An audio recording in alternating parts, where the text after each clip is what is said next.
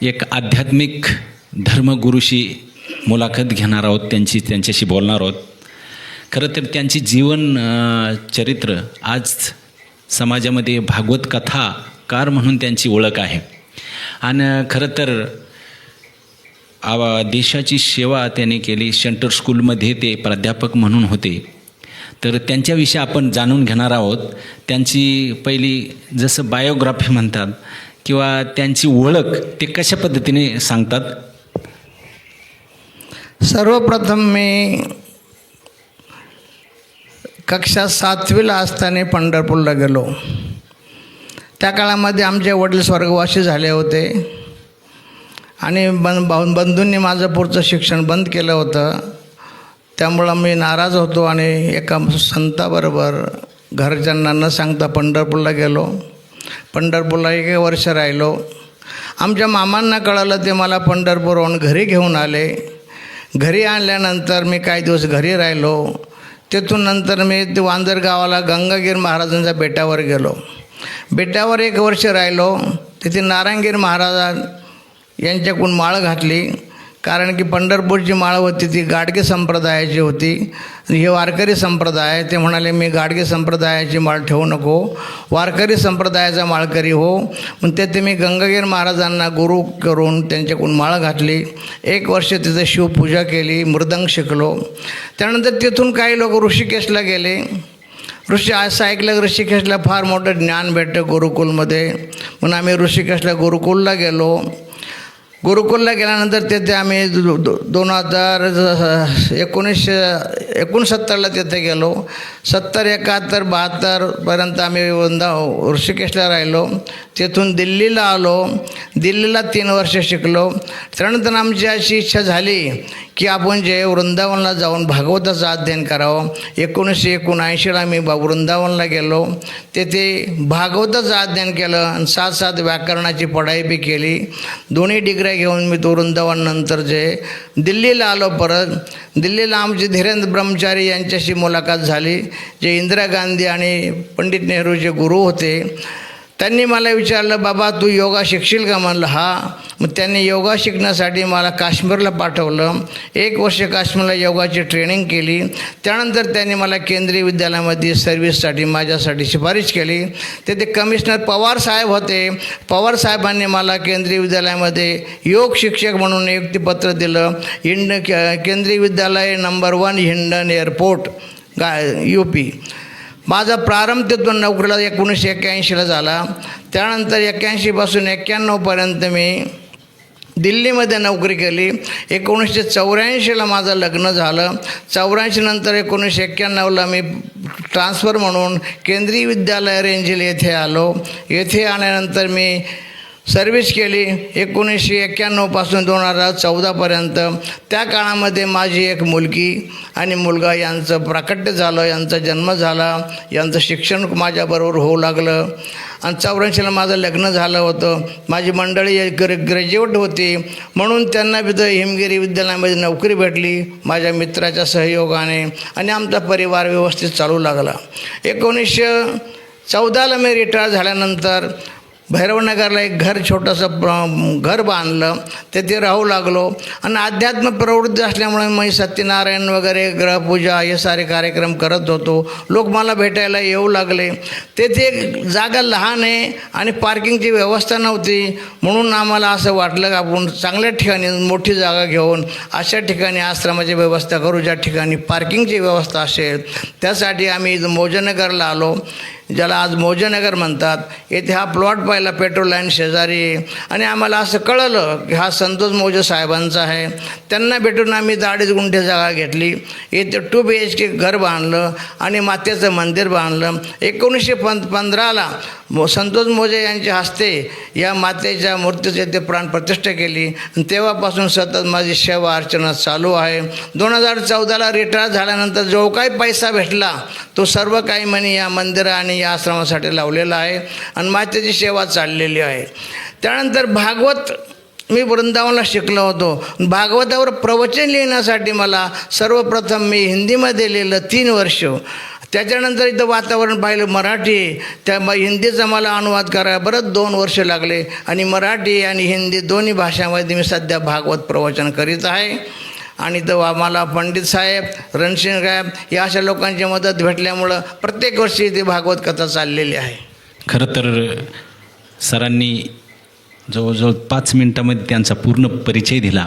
आता आपण आध्यात्मिक प्रवृत्तीमध्ये वळणार आहोत. आता तुम्हाला ह्या अध्यात्माची प्रवृत्ती वृंदावनमध्ये सुरू झाली.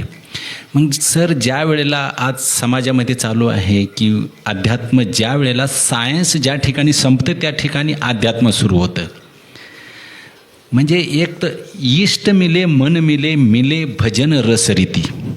म्हणजे आपण गुरु बी केला, आपल्या गुरुवर्यांचं नाव सरळ कळेल का? माझे गुरुवर आहे नारायणगिरी महाराज, गंगागिरी महाराज बेट वांजरगाव. अच्छा सर, एक संप्रदाय कोणता आहे? वारकरी संप्रदाय. अच्छा, वारकरी संप्रदाय. आता जसं वारकरी संप्रदायातून पुन्हा वृंदावननंतर कृष्णलीलामध्ये तुम्हाला ज्यादा फरक पडला. कृष्णलीला तुम्हाला आवडू लागली आणि तुमचं हृदय कृष्ण प्रेमामध्ये वाहू लागलं आणि तुम्ही त्यावेळेला भागवत कथेची सुरुवात केली. जी, वृंदावनला मी कृष्णलीला पाहिली होती ऋषिकेशला. ती कृष्णलीला 8 दिवस चालली होती. 8 दिवस मी आद्य श्रद्धेने कृष्णलीलेचं दर्शन केलं, ऐकलं आणि कृष्ण भक्ती म्हणजे माझी कृष्ण भक्तीला माझं मन वळू लागलं. त्यासाठी मी वृंदावनला गेलो आणि वृंदावनला भिक्षा मागून खायचं आणि कृष्णलीला ऐकायची. 1972-73ला ती जी बाल्यकाळाची कृष्णलीलेची छाप माझ्या हृदयामध्ये पडली. ती अजून बी नोकरी करताना बी होती. अधूनमधून जेव्हा मी सत्यनारायण कथा करायचो नोकरी करत असताना, तेव्हा पण मी कृष्णलीलेचं वर्णन करत होतो. आणि रिटायरमेंटनंतर तर मी कृष्ण भक्तीला समर्पित झालो. खरं तर सर, वृंदावन आपण वळलेलं आहे. सगळ्यात संत महात्मे म्हणून गेले, वेद शास्त्र प्रमाण म्हणून गेले. हे वृंदावन ब्रह्मानी बनवलेलं नाही, हे वृंदावन चिदानंद आहे.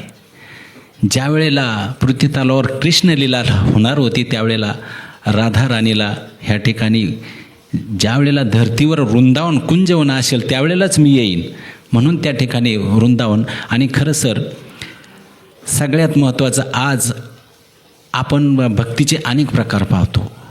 कर्मयोग आहे, सांख्यायोग आहे, भक्तियोग आहे.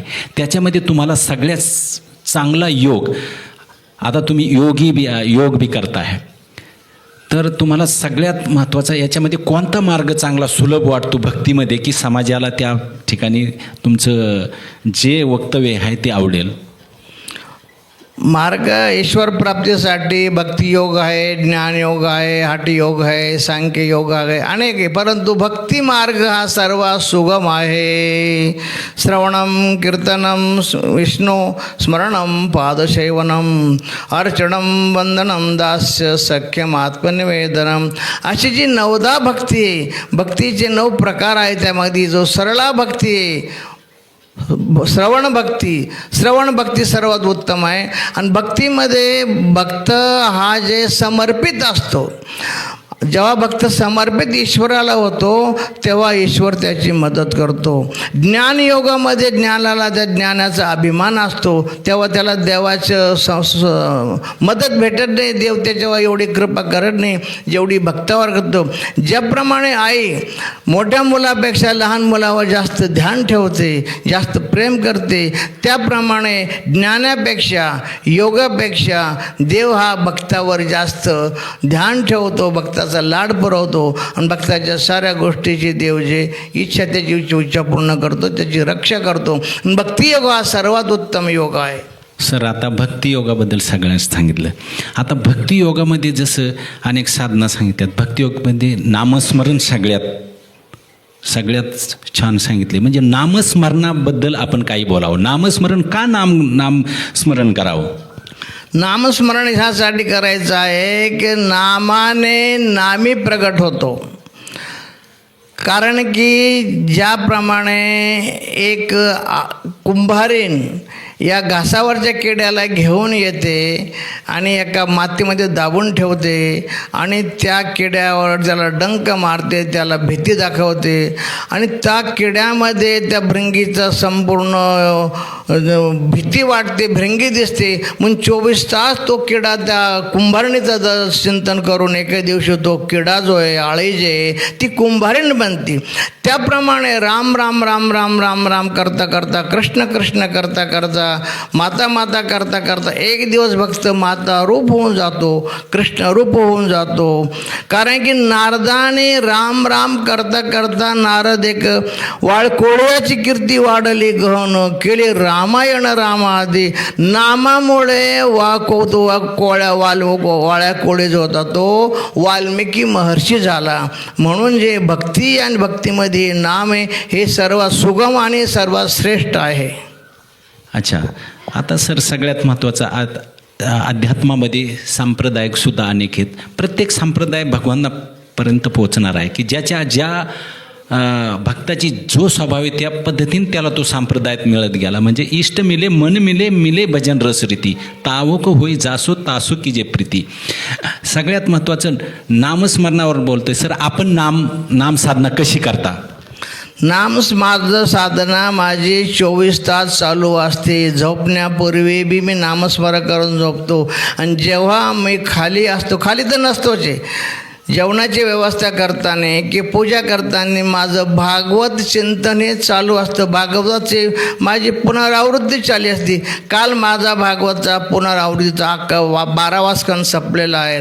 आज परत मी भागवत महात्म्यापासून सुरुवात करणार आहे. भागवत चिंतन माझं जेव्हा झोपेमध्ये बी काही वेळेला मला स्वप्न पडतात, माझं भागवत चिंतन हे 24 घंटे चालू असतं. अच्छा सर, आता तुम्ही सर्व भागवतावर चिंतन करता, नामस्मरण चिंतन करता.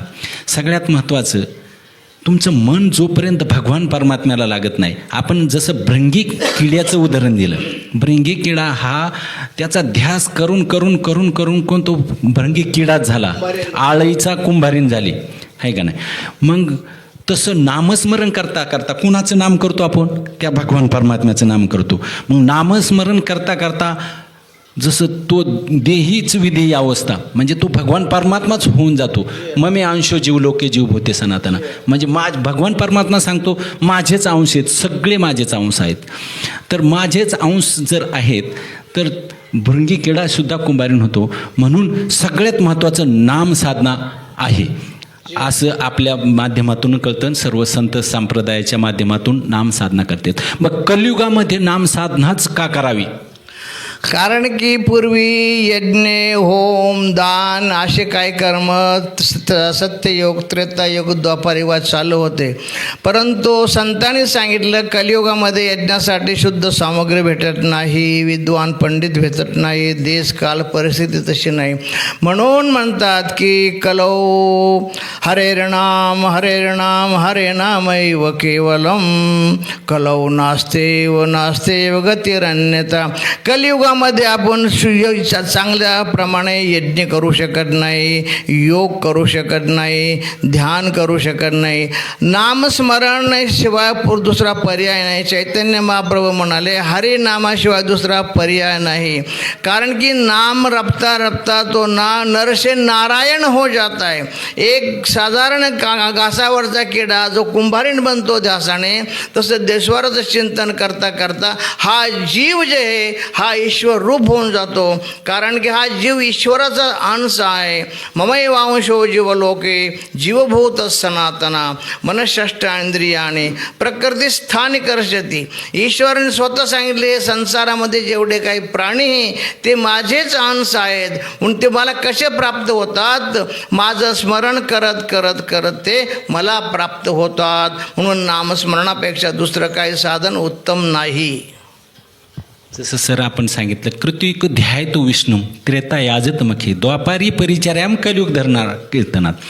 सगळ्यात महत्त्वाचं जसं अग्नीमध्ये दायिका शक्ती आहे, अग्नीमध्ये आपण कसं बी हात लावला तर ती जळणारच, तसं नामामध्ये तारण शक्ती आहे आणि तारण शक्तीमुळे नाम कलियुगी नाम आधारा. म्हणून आज समाजाला अध्यात्मात येण्यासाठी समाज हा इतका कलियुगाचं वार आहे. जसं पापाची बारी जर झाली, पापाचा पाऊस पडला तर सगळी त्या पापामध्ये भिजतातच. म्हणून समाजाची चूक नाही, ही कलियुग आहे. म्हणून कलियुगाचं वारत असे. म्हणून याच्यासाठी अध्यात्मामध्ये नामस्मरण साधना ही सगळ्यात महत्त्वाची सांगितली. जसं महाराजांनी सांगितलं, नामापरते तत्व नाही रे अन्यथा वाया अनेक पंथा जाशी जनी. म्हणून सगळ्यात महत्त्वाचं, सगळ्या समाजाला, सर्व विश्वाला आपण काय सांगणार की ह्या अध्यात्मासाठी तुमचं मन शांत, तुम्हाला खरी जीवनाची ओळख करण्यासाठी काय करायला पाहिजे? जीवनाची ओळख करून घेण्यासाठी सत्संग करायला पाहिजे. सत्संगाशिवाय पर्याय नाही. बिनु सत्संग विवेक न होई, जो बिरांची शंकर सम होई. सत्संगाशिवाय पर्याय नाही. कारण ज्याप्रमाणे एका रोग्याला डॉक्टरच्या औषधाची गरज असते, तसे संसारामध्ये जे आध्यात्मिक, आधी भौतिक, आधी दैविक हे जे संसार भवरोगाचे जे दुःख आहे, संसारामध्ये अनेक दुःख आहे. संसार दुःख मूळ चहूकडे इंगळ, विश्रांती नाही कोठे रात्रंदिन तळमळ. प्रपंच करताना तो प्रापंचिकपणे रात्रंदिवस तळमळ करतो. त्याच्या तळमळे दुःखापासून त्याला दूर करण्यासाठी सत्संगाशिवाय दुसरा पर्याय नाही. सत्संगती कथय किन्न करोति पुंसाम. 5 मिनिटाच्या सत्संगतीमुळे कोळवाल डाकू होता वाल्मिकी, तो महर्षी झाला. 5 मिनिटाच्या गौतम बुद्धाच्या संगतीमुळं अंगुलीमाल डाकू जो होता भिक्षू झाला. रसखान हे कृष्णाची भक्ती ऐकून ऐकून कृष्ण भक्त झाले. म्हणून जे कृष्ण भक्त, नामस्मरण आणि भक्तीशिवाय पर्याय नाही. कारण की जे काही संसारात जेवढे दुःख आहे, डॉक्टरची दवा जी आहे ते टेम्पररी असते, साईड इफेक्ट करते. पण सत्संग जर ऐकून त्याचं मन बदललं, त्याच्या संसाराविषयी मोहभंग झाला, तर त्याला शांती भेटेल. आणि शांती ही सर्वांना पाहिजे. जन्मापासून मृत्यूपर्यंत मनुष्य जो प्रयत्न करतो तो सुखासाठी आणि शांतीसाठी, परंतु ते सुख शांती त्याला प्रपंचामध्ये भेटत नाही, ते त्याला अध्यात्मामध्ये, सत्संगामध्ये भेटते. सत्संगाशिवाय पर्याय नाही. तुकोबाराय सांगतात की आपुला तो देव एक करून घ्यावा. सर, आपलं इष्ट काय आहे? आमचे इष्ट कृष्ण, दुर्गा माता. आपलं इष्ट कृष्णच दुर्गा माता आहे. म्हणजे सर्व एकोम बहुशाम. सगळ्यात महत्त्वाचं तर आपली साधना इथून पुढं समाजासाठी प्रेरणादायक ठरणार. आपण ह्या ठिकाणी इंटरव्ह्यूला खूप आपला अमूल्य समय दिला, त्याच्याबद्दल धन्यवाद. आज समाजामध्ये 9 तरुण आहेत. हे तरुण एक व्याभिचाराच्या पाठीमागं, कुठे हे दारू, हे असे म्हणजे वाईट वळणं लागत चाललेली. याच्यापासून जर दूर व्हायचं असेल तर सरांनी सांगितलं की बिना सत्संगो विवेक न होई, रामकृपा बिना सुलभ.